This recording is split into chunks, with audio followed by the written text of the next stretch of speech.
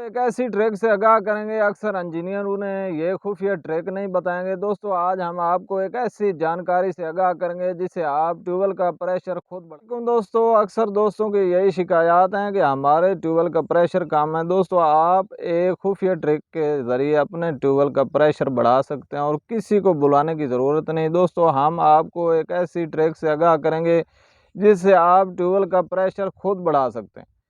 चलते हैं दोस्तों इसकी डिटेल की जानिब, आए हमारे साथ। दोस्तों ऐसी कौन सी वजूहात हो सकती हैं जिससे आपके ट्यूबवेल का प्रेशर कम है, आपके सोलर पैनल की तादाद भी पूरी है और आपने जो कनेक्शन किए हैं वो भी रियल हैं, उसके बावजूद भी आपका जो ट्यूबवेल है वो कम प्रेशर के साथ काम कर रहा है।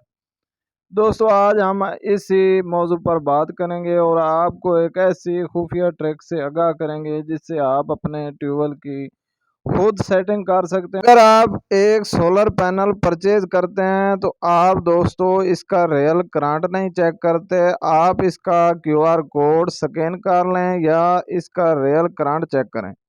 दोस्तों आप सोलर पैनल का लेबल देखकर इसे परचेज कर लेते हैं जिससे मोटर्स को कम एम्पेयर और वाट्स फराहम होते हैं जिससे आपका प्रेशर कम होता है। आपने दोस्तों 575 वाट का सोलर पैनल परचेज किया है, इसका रियल करंट चेक करने का यही तरीका कार है कि इसका क्यूआर कोड स्कैन कर लें या एम्पेयर मीटर के जरिए इसका रियल करंट चेक कर लें। 550 और 575 वाट का सोलर पैनल का मुवाजना किया जाए तो दोस्तों इसका वजन और लेंथ भी यकसा है। दोस्तों इसकी पहचान यही है कि आपने दोस्तों इसका क्यूआर कोड स्कैन करना है या इसका लाइव करंट चेक करना है।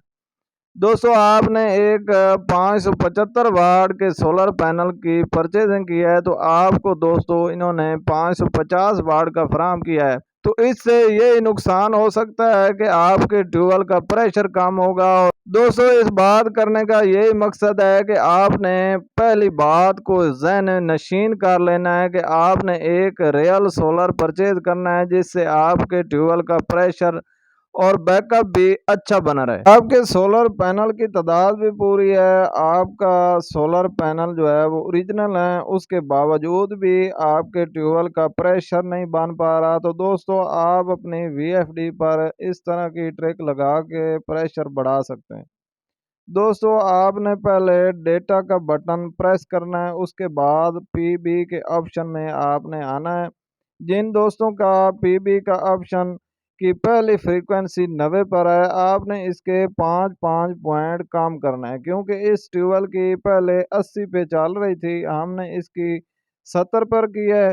दोस्तों आपने PB4 के ऑप्शन में इंटर होना है और आप ये चेक कर सकते हैं कि हमारी फ्रीक्वेंसी 70 पर इंटर हो चुकी है। अगर आपके VFD में यो का फॉल्ट है तो इसकी 5 पॉइंट आपने बढ़ाने हैं। दोस्तों अगर आप चाहते हैं कि आपका ट्यूबवेल बादलों में भी काम करता रहे तो आपने PB5 के ऑप्शन को 50 पे रखना है। दोस्तों इससे ये होगा कि आपका ट्यूबवेल बादलों में भी अच्छा वर्क करता रहेगा। दोबारा इसे चेक ज़रूर कर लें कि आपके PB4 के ऑप्शन की फ्रीक्वेंसी 70 पर एडजस्ट हुई है कि नहीं। दोस्तों इसको हम जल्दी से चेक कर लेते हैं और आप ये देख सकते हैं कि हमारी फ्रीक्वेंसी 70 पर एडजस्ट हो चुकी है। दोस्तों आप इस ट्रिक के ज़रिए अपने ट्यूबवेल का प्रेशर बढ़ा सकते हैं। आपके यहाँ कोई भी VFD के मसाइल या सेटिंग्स की प्रॉब्लम है तो आप कमेंट्स बॉक्स में ज़रूर रब्ता किया करें कि हम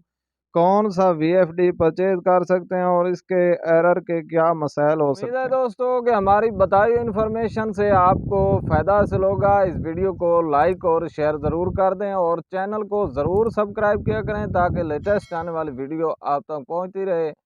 इंशाल्लाह मिलते हैं एक नेक्स्ट इन्फॉर्मेटिव वीडियो के साथ। दुआ में याद रखिएगा।